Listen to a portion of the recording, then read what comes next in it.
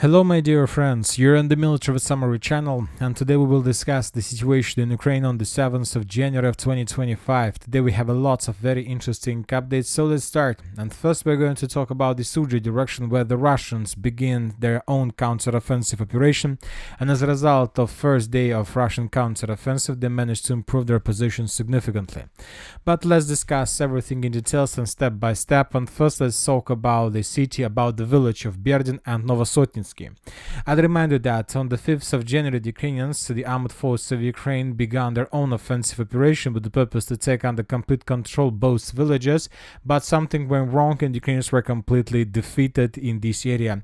What went wrong? Basically, the Russians, before the beginning of the Ukrainian offensive operation, knew for sure where exactly the Ukrainians were planning to attack, which date, and what kind of forces the Ukrainians were planning to use. And due to the fact that the Russians knew everything, the Ukrainians were completely defeated. So by the end of the 7th of January, I believe you have seen already lots of different articles and posts from different pro-Russian sources that the Russians managed to defeat the Ukrainians completely, that they destroyed millions of thousands of Ukrainian vehicles and soldiers and many other things, and that the territory and the Russians managed to restore control over the settlement of Berdin and Novosotnitsky. Of course, everything was stated by the Russians, but when talking about the geolocations, of course, the picture is completely different. Yes, the Russians are counter-attacking, the Russians are moving slowly step by step, they're restoring control over the village, and we have no doubts that during the next day the Russians will be able to complete this process, but as for now the Russians are just at the beginning of this process. Now let's discuss this in details. Once again, according to pro-Russian sources, the settlement of Berdin was secured by the Russians completely. As for the real geolocations, we have just geolocation from the central street. This is the street, and in this video we can see how the Russian stormtroopers were moving along this street and how they were filming destroyed and damaged destroyed and damaged Ukraine vehicles. Based on this video, we have adjusted this part of the village of Berdin in Russian favor. Also, during the day, right before we start making the video, we got another geolocation. The video was published several hours ago, but it was very difficult to geolocate. I believe you saw this video, and in that video you might see how the Russian soldiers were moving through the village of Berdin and how they were discussing and describing significant losses the Ukrainians suffered in this area. There were lots of skilled Ukrainian soldiers with the tattoos of which says that most likely those soldiers were former prisoners, and this event took place exactly in this area. So the Russian soldiers were moving along these lines and describing the situation with Ukrainian losses. So by the end of the 7th of January, as for different articles, the Russians managed to restore control over the settlement of Berdin completely, but as for the real geolocations, the Russians managed to restore control in between the villages of Berdin and Novosotnitska, this territory, and the Russians managed to secure the northeastern part of Berdin itself. As for the southern part, so at the Berdin along the Zarechna street, currently we don't know for sure whether the Russians managed to restore control over this territory or not. As for pro-Ukrainian sources, they have also adjusted their maps, but as you can see, according to Deep State, they don't show the village of Berdin under complete Ukrainian control. They just show different territories between the village of Berdin and, let's say, the village of Cherkasskaya Porечna and Martinovka as a contested area or the gray zone. So most likely they don't know for sure what exactly is happening here and whether the Ukrainians are going to improve their positions or the Ukrainians decided to stop any offensive operation.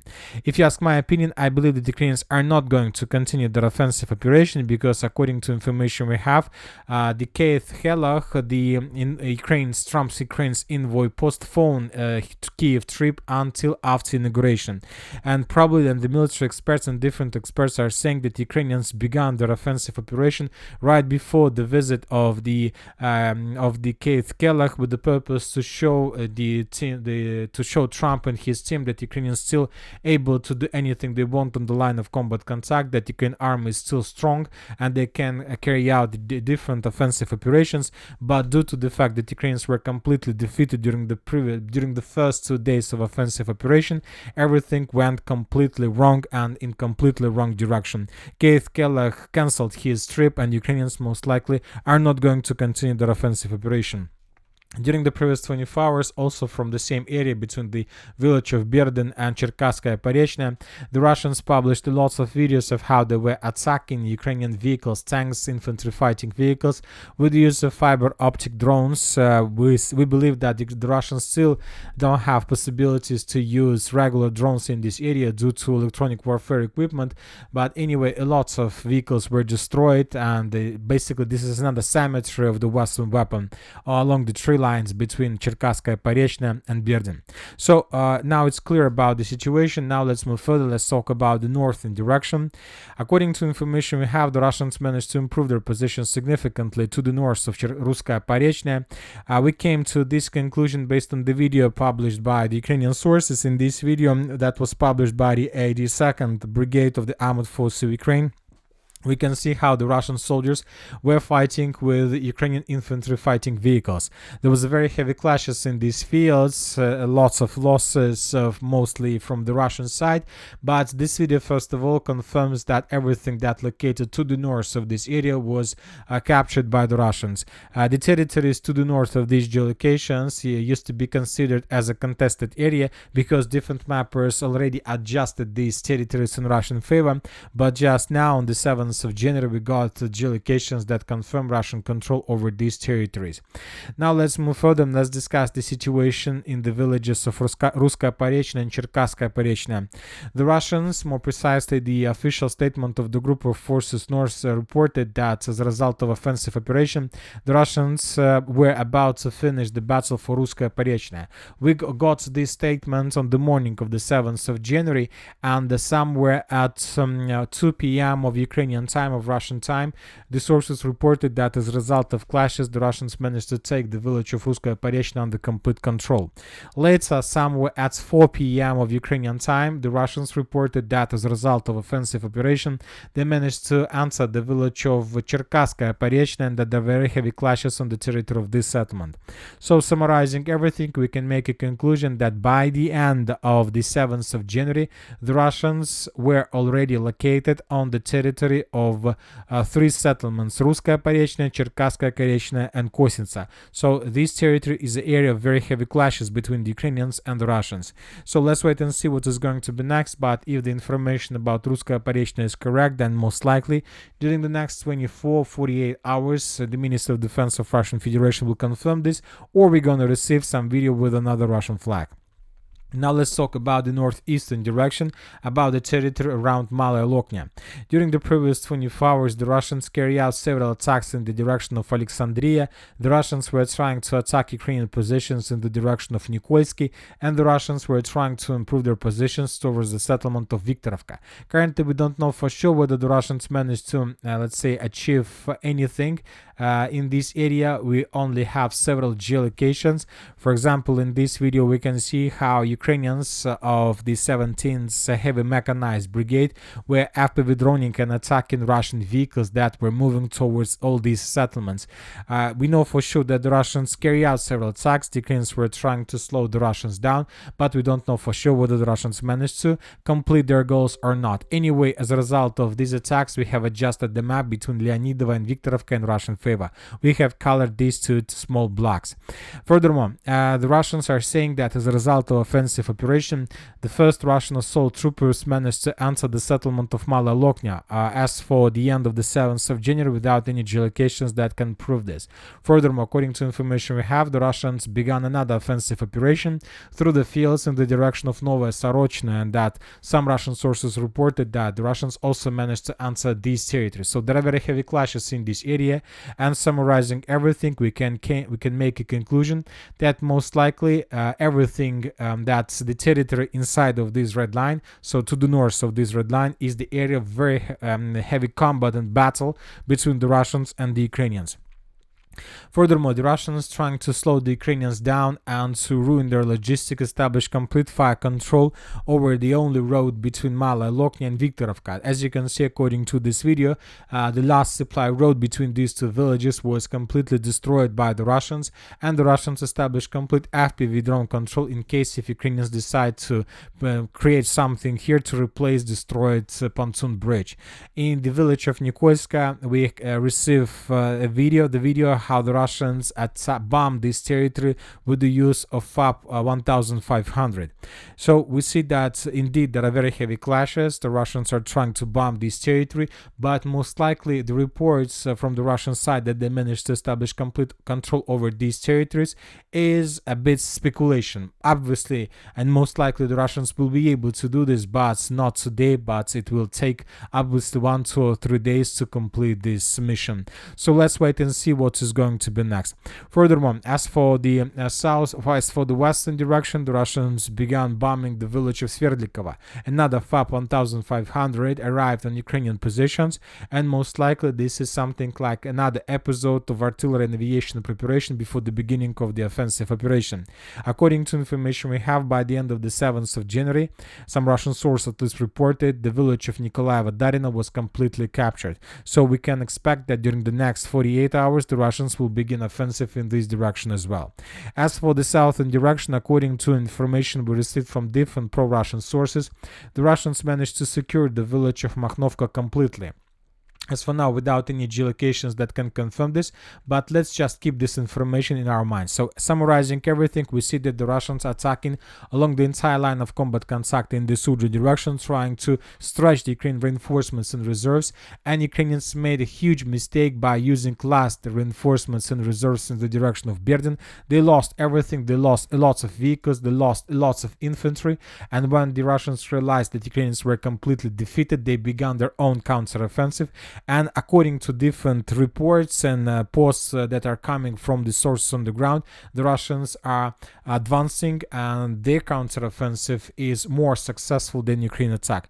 But I am suggesting you to wait for a little bit, for another few days, because it's too early to make any conclusions and to make any judgments about the situation here. Obviously, there are very heavy clashes, but let's wait for another day. Now let's discuss the situation in the northern Kupiansk direction. The Russians continue their offensive operation in the village of Dvorichne. Today the Russian sources published the video how they managed to establish complete FPV drone control over the bridge that goes along T2114 road. In this area the Russians established brought lots of FPV drones, and now everything that comes from the north and the southern direction was destroyed. That came from the north to the south was destroyed. This is the damaged and destroyed bridge in front of your screens. I'll remind you that several days ago the Russians managed to cut the road R79, and basically the village of Dvorichne was completely cut from the mainland, from the city of Kupiansk, and the Ukrainians had just one possibility to supply and support their forces in the north through the village of Kutkovka, through the T2414 road and through this bridge, but the Russians, as we can see, established complete control over this territory. All these things, and summarizing everything, we can make a conclusion that most likely during the next 48-72 hours the village of Dvorichne, the defense of the village of Dvorichne will collapse completely, and the Ukrainians most likely would be forced to fall back from this area. Now let's talk about the central Kupiansk direction. First let's talk about the area between Kovsharovka and Glushkovka. The Russians during the previous 48 hours destroyed another bridge, another dam or another bridge, another communication road between the village of Kovsharovka and the village of Glushkovka. As a result of missile attack, the bridge was destroyed, and right after the Russians destroyed the bridge, by this attack the Russians reduced the Ukrainian logistic possibilities and reduced Ukrainians' possibilities to counterattack the Russians in case if the Russians decide to do anything. And when the bridge was destroyed, the Russians began offensive operation in the direction of Boguslavka, and based on the video that was published by the Ukrainian side, we have adjusted the map in Russian favor. Most of the mappers did the same. In this video we can see lots of Russian infantry fighting vehicles that reached the target, landed the infantry and returned back safely without any problems. The Russians cleared lots of fortified areas and trenches. One of the episodes took place exactly in this area. Once again, based on this video we have adjusted the map in Russian favor. Another episode took place in the vicinity of Zagryzovo. In this video we can see how the Ukrainians were FPV droning Russian soldiers in the area of this dense network of the fortifications. Based on this video we have adjusted this small square. Now we see that the Russians are trying to dig in deeper between the Ukrainian positions in Zelený Gай, Borisovska, Andreevka, and the Russians are trying to outflank the village of Boguslavka. So most likely during the next 72 hours we should expect very heavy clashes on the territory of the settlement, and the Russians most likely will try to force the Ukrainians to fall back towards the settlement of Novoplatonovka and Barova. Now let's move further. Let's discuss the situation in the southern Kupiansk direction, where the Russians managed to improve their position significantly on the Ukrainian side of the river of Zherebets. In this video we can see how the Russian soldiers were clearing the trenches along the river of Zherebets, and as a result of this offensive operation, this network of the fortifications were captured by the Russians completely. Furthermore, according to different mappers, the Russians managed to improve their positions in the northwestern direction from the settlement of Ivanovka. At least this was stated by pro-Ukrainian mappers and by neutral mappers. As you can see, the Russians continue expanding their foothold. They're trying to create very strong positions that can allow the Russians to concentrate up to one brigade on this bank of the river, and as soon as the Russians are able to concentrate a critical mass, they will continue moving further in the western direction towards the settlement by the name of Kolodizy and towards the settlement by the name of Mirne. If the Russians are able to take these two settlements under complete control, then the third battle for Liman is going to start. As for the Sivers direction, during the previous 24 hours we haven't received anything special, just regular Russian activity, lots of FPV drone attacks, the Russians carrying out a reconnaissance operation with the purpose to discover Ukrainian FPV drone positions, just regular activities without significant changes on the ground. The city of Chasiv Yar. The Russians are about to finish the battle for the settlement. During the previous several days or weeks, the Russians were trying to improve their positions in the northern part of the settlement, and as a result of offensive operation, the Russians managed to take under control the micro-district Pivnichny, micro-district Desyate, and most likely micro-district Novopivnichny is about to be captured by the Russians. But the most important progress is that the Russians managed to cross the railways and to take under control the industrial zone, the industrial area to the south of the railways, and by this attack the Russians managed to cut the Ukrainian positions on the territory of this industrial zone from the mainland, from the northwest. So now the Ukrainians have just one possibility to supply and support their forces on the territory of this micro district, and this road goes from the south, then through the micro district of Shevchenka, then to the village of Chervone, and then further in the western directions towards Kostiantynivka. So now the Russians have very simple task. The only thing they need is to establish complete FPV drone control over this road that goes to this industrial complex, and according to the geolocations we received during the previous 24 hours, the Russians managed to do this.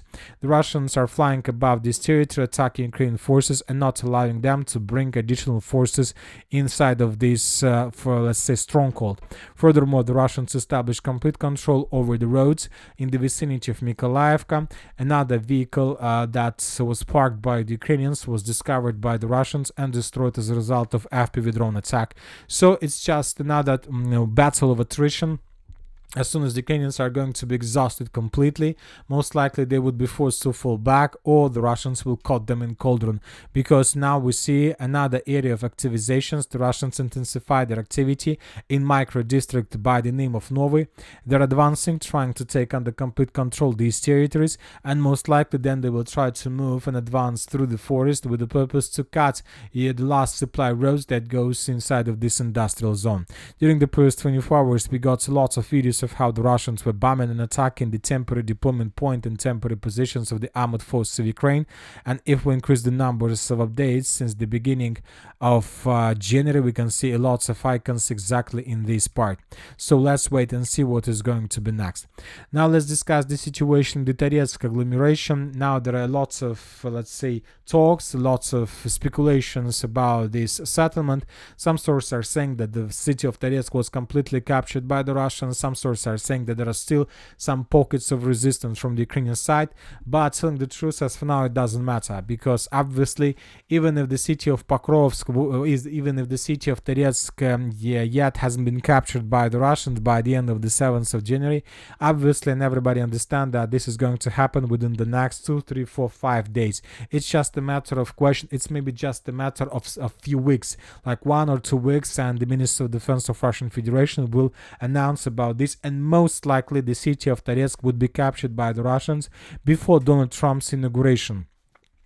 As for the current situation, the most important is that Ukrainian sources confirm that there is a presence of the soldiers and units of the armed force of Russian Federation along the northern border of the settlement, which means that the Russians managed to that the city of Pokrovsk is already behind the Russian backs. So in some direction, this is already behind, and the Russians can easily move further deep inside the Ukrainian defense boat with the purpose to check and to test what kind of protection the Ukrainians have further in the northern direction. Because the thing is that the Russians made several attempts to attack this mine and this landfill, and most likely this territory is under complete Russian control, but now nothing can stop the Russians to advance further in the northern direction with the purpose to cut the main supply route and basically to cut this mine from supply and support. Obviously the Ukrainians are not going to wait this situation, and as soon as they understand that the Russians began advancing further in the northern direction with the purpose to cut this road,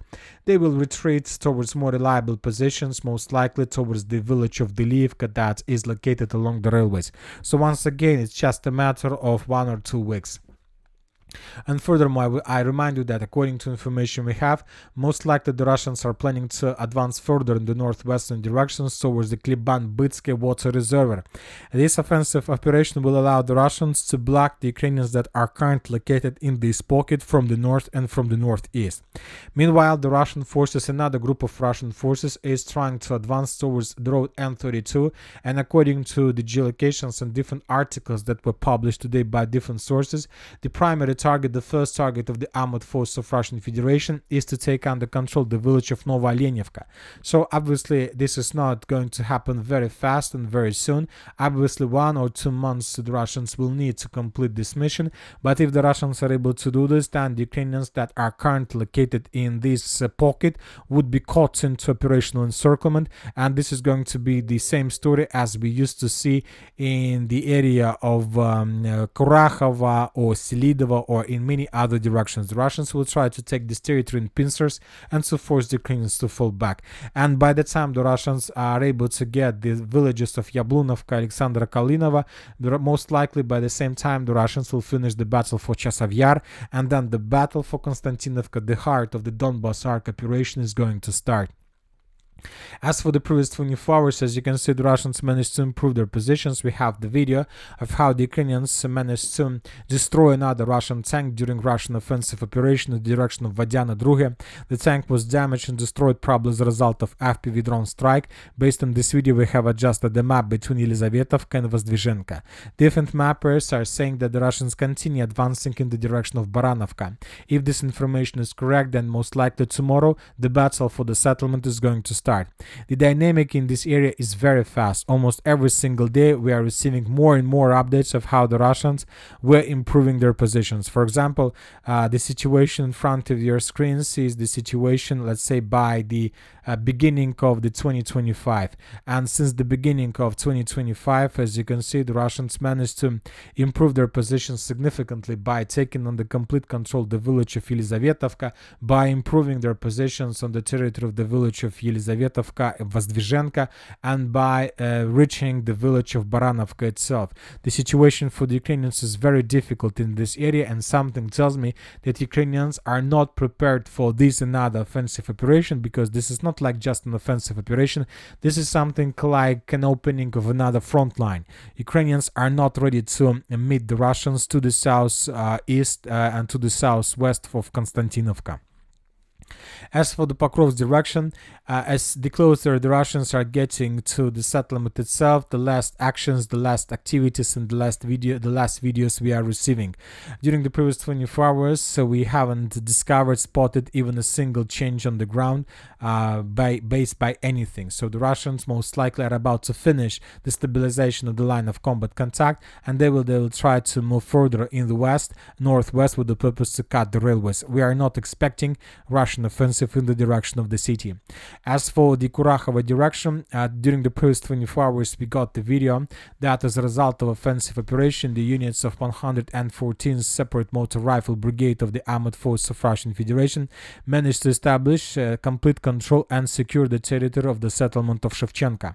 We have the Russian soldier that raised the flag on the building in the most western part of the settlement. Based on this video, we have adjusted the map in Russian favor. This territory used to be considered as a contested area. Now we have no doubts that the village was captured completely. Furthermore, according to information we have, the Russians continue bombing and attacking Ukrainian positions on the territory of Dachne.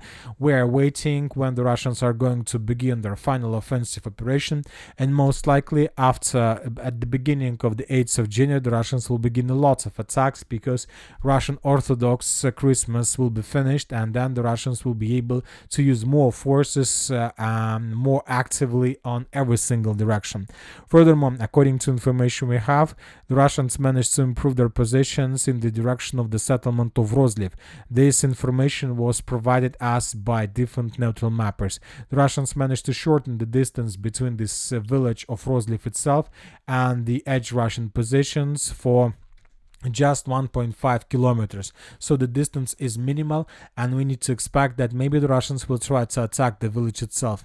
If the Russians are able to take the settlement under complete control, then this is going to be the beginning of creation of another Cauldron, and we are talking about these villages like Andreevka, Konstantinopol, and Ulakli. All these villages might be caught by the Russians in Cauldron. Of course, to complete this offensive operation and the creation of the Cauldron, the Russians need to attack also from the north, but obviously they are going to do this in the very near future.